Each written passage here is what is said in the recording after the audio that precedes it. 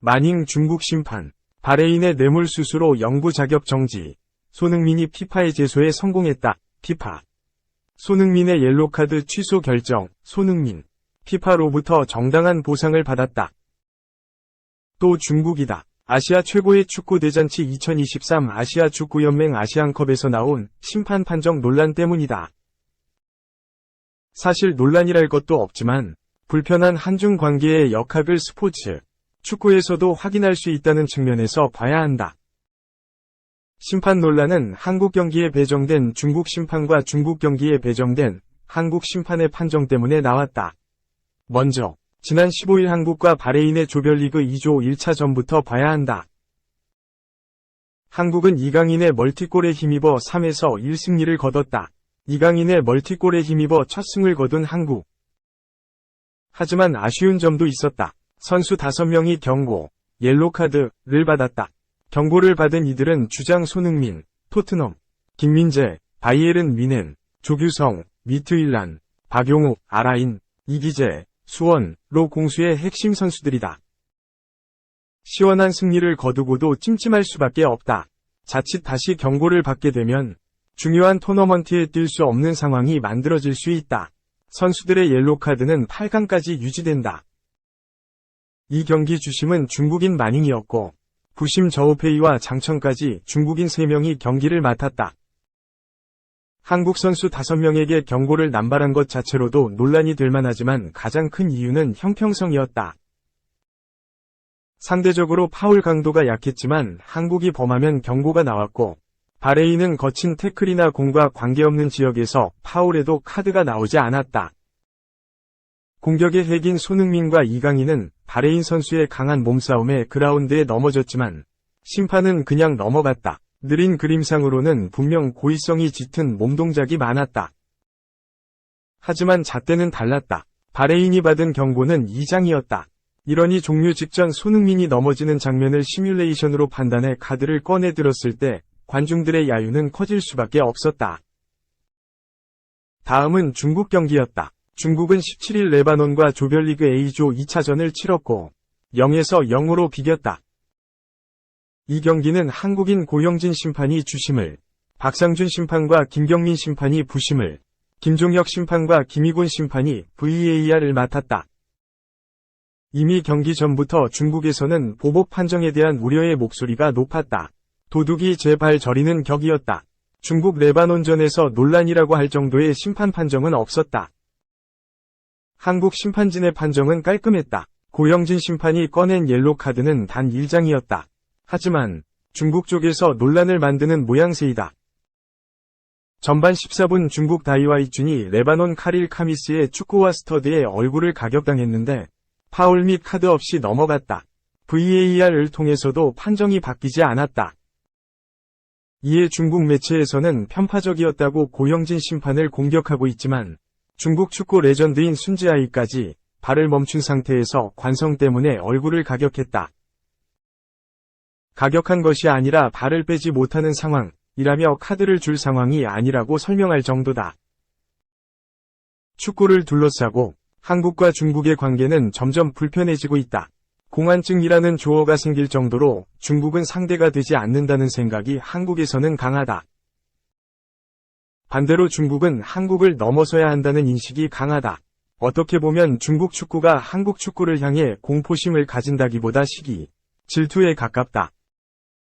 특히 중국 축구계 비리에 연루됐다는 혐의로 지난해 5월부터 중국 공안에 구금된 국가대표팀 미드필더 손준호, 산동타이산, 건으로 국내 축구 팬들의 중국에 대한 감정은 더 나빠졌다.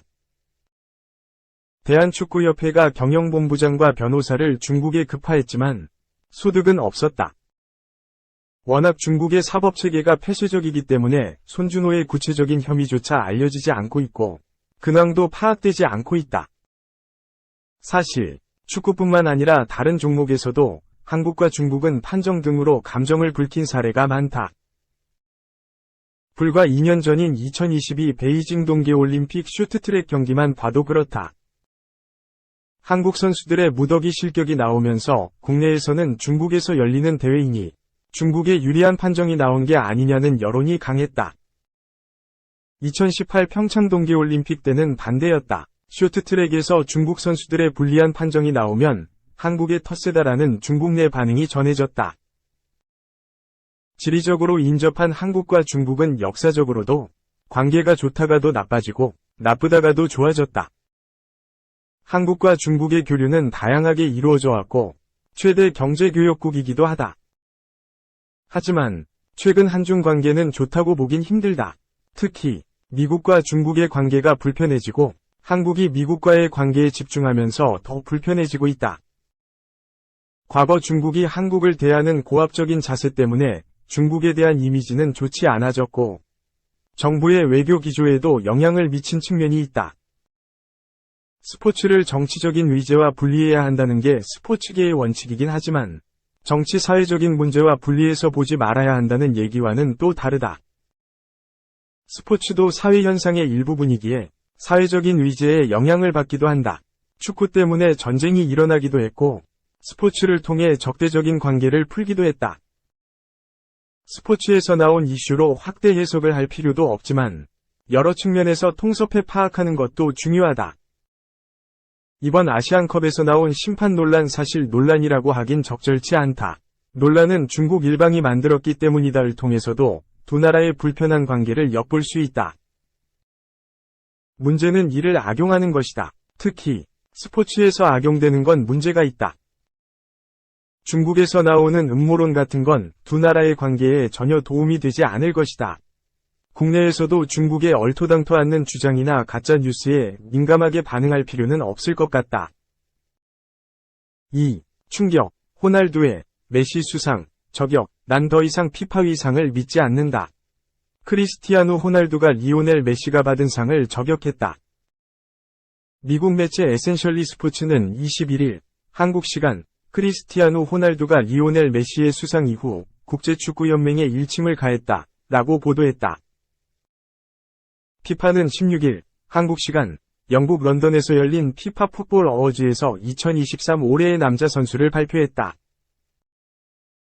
상은 2022년 12월 19일 현지 시간부터 2023년 8월 20일 현지 시간까지 최소 23경기를 뛴 선수들을 대상으로 투표를 통해 정해졌다. 피파는 1991년부터 올해의 선수 시상을 시작했다.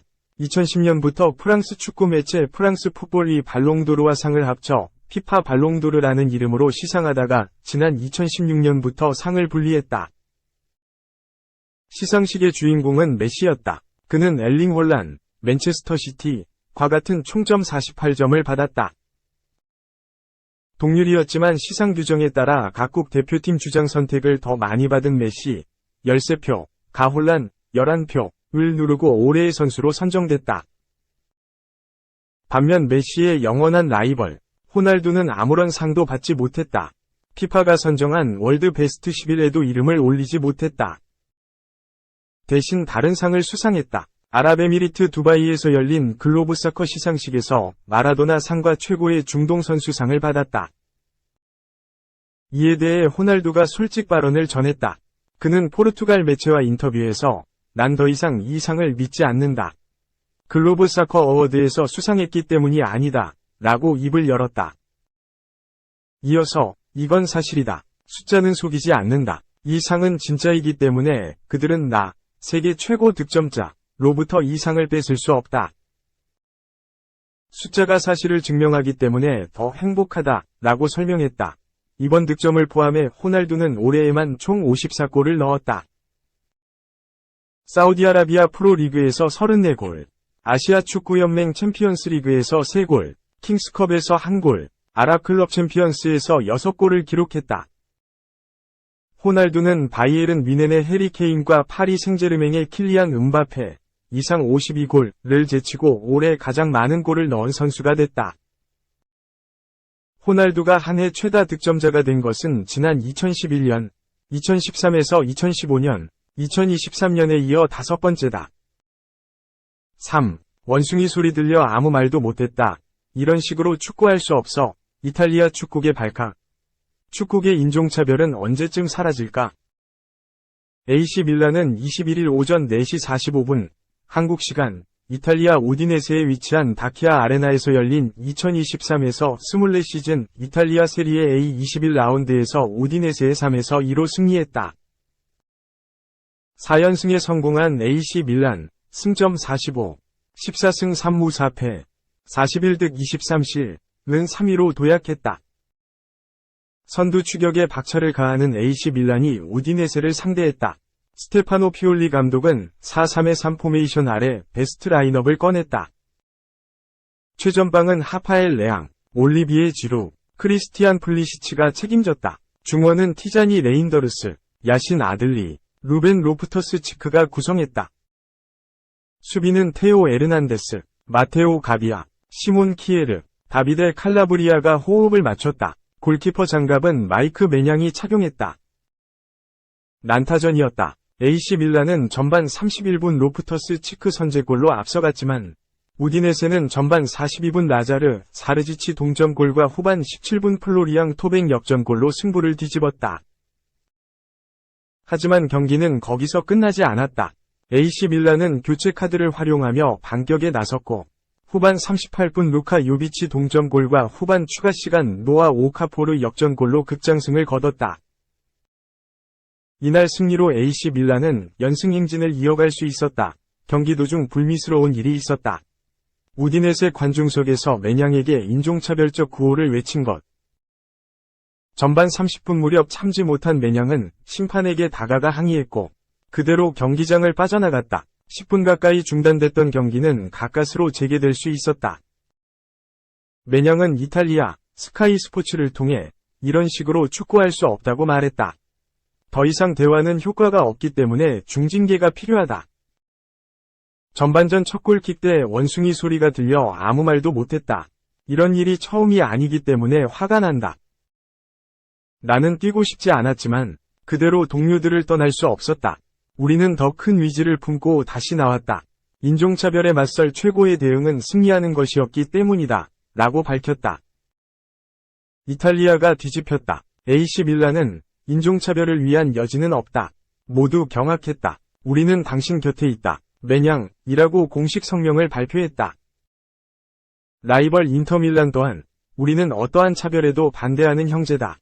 당신 곁에 있겠다. 라며 지지했다.